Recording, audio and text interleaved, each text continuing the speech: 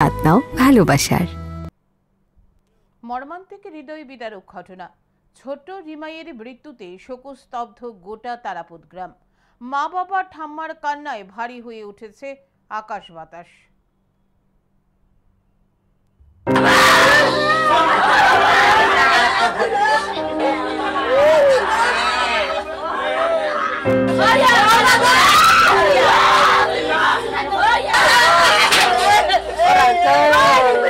জম্পুইজলা ব্লকের পাথালিয়াঘাট ভিলেজের তারাপদ গ্রামের বাসিন্দা প্রদীপ দেববর্মা ও শিবানী দেববর্মার একমাত্র সন্তান রিমাই। বয়স সবেমাত্র 3 বছর। অভাবের সংসার তাদের, তাই সংসার চালাতে রিমাইয়ের মা বাবা জঙ্গলে থেকে বাঁশ কুড়ুল সংগ্রহ করে তা বিক্রি করে সংসার চালান। মঙ্গলবার ঠাকুরমার কাছে রিমাইকে রেখে মা বাবা জঙ্গলে চলে যান। ঠাকুরমার অলক্ষ্মী শিশুটি বাড়ির পাশের একটি পুকুরের জলে পড়ে যায়।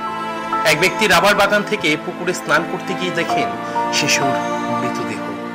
খবর চাউর হতে স্থানীয় লোকজন ভিড় জমান। ছুটে আসেন শিশুর পরিজনেরা। সকলে মিলে ছুটে আসে পুকুরে এবং শিশুটিকে উদ্ধার করে নিয়ে যায় বিশ্রামগঞ্জ প্রাথমিক স্বাস্থ্য কেন্দ্রে। কিন্তু কর্তব্যরত চিকিৎসক তাকে মৃত বলে ঘোষণা করে। বিশ্রামগঞ্জ হাসপাতাল থেকে তাকে নিয়ে আসা হয় তাদের বাড়িতে। পুকুরে পরে মারা গেছে, মানে উৎকল তুলতে গেছিল।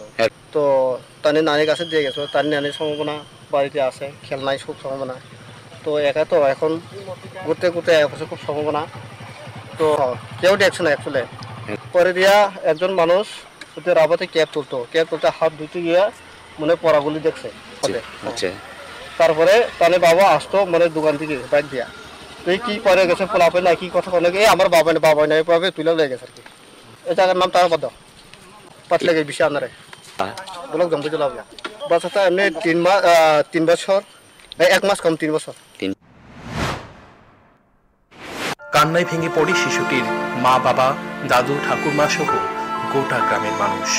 শিশুটির মা বাবা বারবার জ্ঞান হারিয়ে ফেলছে। গোটা তারাপদ গ্রাম শোকস্তব্ধ। Report news today.